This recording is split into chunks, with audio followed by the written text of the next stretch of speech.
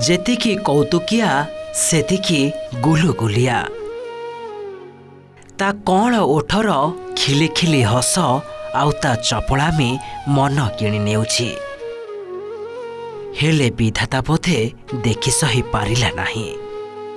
दुनिया कौन भल भावे जानिबा पूर्वरु बापा माँ कोलरू दैव छड़ाई नेला ए कुनी पुओ को। ए छोट पिलाटी आउ ए दुनिया रे नाही। स्वास्थ्य केन्द्र आउ स्थानीय नेता मानक अवहेला जोगु एभली एक कौल जीवन अकाल रे झड़ी जाइथिबा अभियोग होईछि। मानको आंखी बंद अछि ना कोन देखा जाउनी मत आगे गोटे कथा कहतु दुनिया एते आगु गलानी मो कथा सुनतु दुनिया एते आगु गलानी ऑक्सीजन लागि ता भीतर खाली गोटे गेज लागि काहे कि ऑक्सीजन आगरु गेज आगरु आ गोटे गेज लागि परिबनी ऑक्सीजन केतो देखिबनी एमाने देखौचंती पुरा टेक्निकल परबा 11 वर्ष लानी काम कुछ जाननी तमे गाड़ी देखुछ कोउटी ठिया आइछि गोटे मु केते थर हमर जो सरपंच अछंती भयसर जेना गवर्नमेंट रु 3 लाख टका आसला पर भी तांको बहुत तांको पाकु जाइछि तहसीलदार साइड तांको पाखर में एप्लिकेशन दिया आइछि बालेश्वर कलेक्टर पाखर में एप्लिकेशन दिया आइछि जे आज्ञा घर को रास्ता माटी रास्ता आज को 15 वर्ष ले माटी रास्ता अछि आमे केतेटा फैमिली अछि सेठी आमे बाहरी पान सेठी गोटे एम्बुलेंस जाई पारु जदी एम्बुलेंस पसियो भी सेडु खाली घुरी गसिया पई घंटा लागियो। एभली एक हृदय विदारक घटना बालेश्वर जिला बालियापाल गोष्ठी स्वास्थ्य केन्द्र रे देखिबा को मिलिछि। स्वास्थ्य केन्द्र अवहेला जोगु 10 मासर शिशुपुत्र जीवन चली जाइछि। फकीरमोहन मेडिकल कॉलेज को यह शिशुपुत्र को 108 आंबुलांस के स्थानांतरित करा जाउथिबा समय रे ऑक्सीजन सरीगला आउ कौन जीवनटी शेष होईगला। मो भणजा तो चली आइछि ता पई मो किछि भी करि पारि मु तो जीवन सारा पई ता पई कोन करि बसबी किंतु आउ का सहित न हो एठी कोन पे आछथि देखो तु एठी नरे के अपन हॉस्पिटल भीतर देखो तु कोन अछि। बालेश्वर सीडीएमओ प्रभात कुमार बेहेरा बालियापाल गोष्ठी स्वास्थ्य केन्द्र रे अनुष्ठित रोगी कल्याण समिति बैठक रे जोग देबाको आसीथिबा बेले मृत शिशुपुत्रर मामू रजनीकांत पात्र स्थानीय किछि लोकंक सहित सीडीएमओ को भेटी अभियोग करथिले। एने बालियापाल गोष्ठी स्वास्थ्य केन्द्र परिसर रे चापा उत्तेजना देखा देइथिला।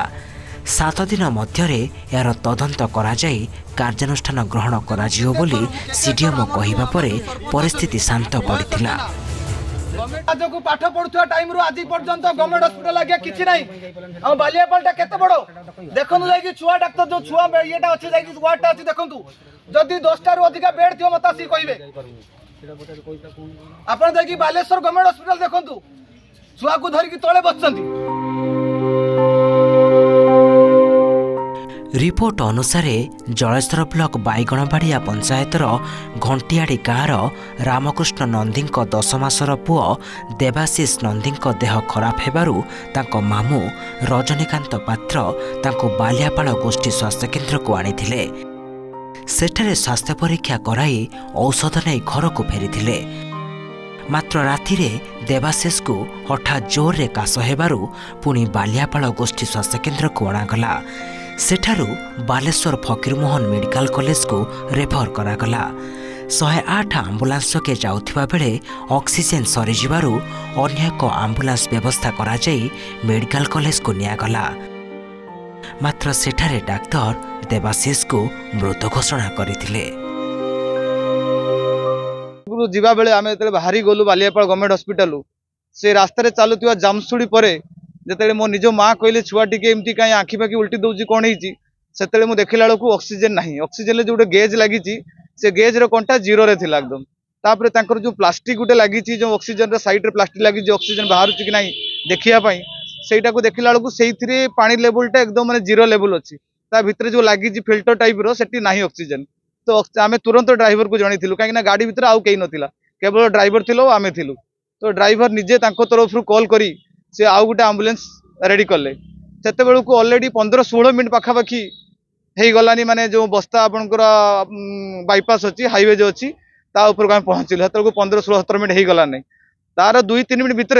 आउ गोटे आम्बुलेंस आसला आम 2-3 मिनट ठिया हला पर आउ गोटे आम्बुलेंस गवर्नमेंट 108 आसला सी आसला पर आम पिला को पुणी एठू नहीं कि सेटा को गलु से आर आम्बुलेंस को गलु किंतु से गाड़ी रे आम्बुलेंस रे ऑक्सीजन थिला कहीं देखा जाऊला ऑक्सीजन बाहर बोली आम जापारू तार नहीं कि पुणी गवर्नमेंट हॉस्पिटल पहुंचला पर सेठी डॉक्टर माने घंटे रु 1.5 घंटा ट्राई कले बहुत चेष्टा कले किंतु पिला बचे पाले ना डॉक्टर मना कले पिला नहीं बोली से कहले आउ किछि टाइम आगु हेतिले हेई थांता किंतु पिला नहीं आउ सीतार एम्बुलेंस रे जाइतिला 108 गाड़ी रे जाइतिला आज्ञा सर हमर जन आज्ञा सेइतिरे कि होची ऑक्सीजन मध्यरे ताको कंप्लेंट दिला जे मध्यरे ऑक्सीजन सरी गला आज्ञा सर सेत पई डेथ हे गला आज्ञा से से काली आसिक सीडीएम सार आसते एथिरे से होची अभियोग गुटे देथिले लेखिक देथिले हां सर बतन कोन कार्यानुष्ठान किछि हेछि कि सर सर तो होची कोइदिले जे 7 दिन टाइम नै जंती आज्ञा सीडीएम सर होची सीडीएम सर कोइदिले 7 दिन टाइम नेतु ता भितरे कि हम इंक्वायरी करिकि जमा पड़े भूल जहार थाउ ना काहेकि ए निष्पाप शिशुटी सबुदिन पाई सोई जाइछि। जलेश्वर अजित कुमार दास का रिपोर्ट ओटीवी।